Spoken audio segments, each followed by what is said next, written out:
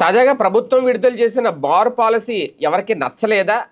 ఇప్పుడు ఇదే ఒక సందేహం. ఎందుకు అంటే తాజాగా రాష్ట్రంలో మొత్తం 840 బార్లకి 3 ఏళ్ల కాల పరిమితితో లైసెన్సులు అయితే జారీ చేయడానికి ఎక్సైజ్ శాఖ దరఖాస్తులు అయితే ఆహ్వానించింది. అయితే ఇక్కడ విచిత్రం ఏంటి అంటే 34 మందే దరఖాస్తు చేసుకున్నారట. అది కూడా 23 బార్ల కోసం. మిగతా వాటికి ఒక్కదానికి కూడా ఎలాంటి అప్లికేషన్ రాలేదు. అంటే ఇక్కడ మళ్ళీ ఇందులో వీళ్ళు పెట్టిన కండిషన్ ఏంటి? ఒక్కొక్క బార్కి 4 దరఖాస్తులు రావాలి అనే కండిషన్ పెట్టారు. అంటే ఇక్కడ 34 మంది 23 బార్ల కోసం దరఖాస్తు చేసుకున్నారంటే అందులో కూడా ఒక్కొక్కరు 4 కోసం దరఖాస్తు చేసుకోలేదు. ఇక్కడ వాటి పరిస్థితి ఏంటి అనేది ఇప్పుడు మొత్తానికి ఎక్సైజ్ శాఖ అయితే అంటే ఇంకా టైం ఉంది, లాస్ట్ రోజుని ఎక్కువగా వచ్చే అవకాశం ఉంటుంది అనేది నూతన పాలసీ ప్రకారం ప్రతి బార్కి కనీసం 4 దరఖాస్తులు వస్తేనే వాటిలోంచి లాటరీ తీసి లైసెన్స్ ఖరారు చేస్తారు.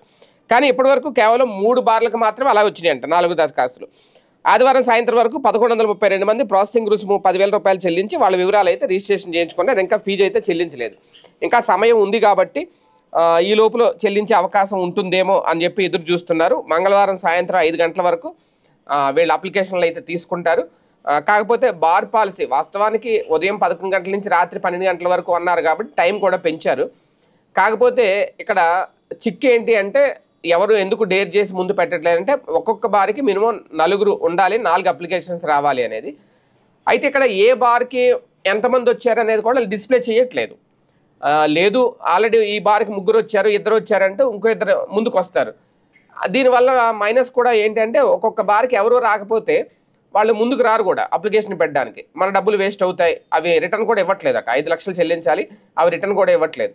సో ఈ నేపథ్యంలోనే అంటే మళ్ళీ అవకాశం వచ్చినప్పుడు మళ్ళీ వాళ్ళు కంటిన్యూ చేస్తారు, మళ్ళీ దానికి టెండర్లు పిలిచినప్పుడు.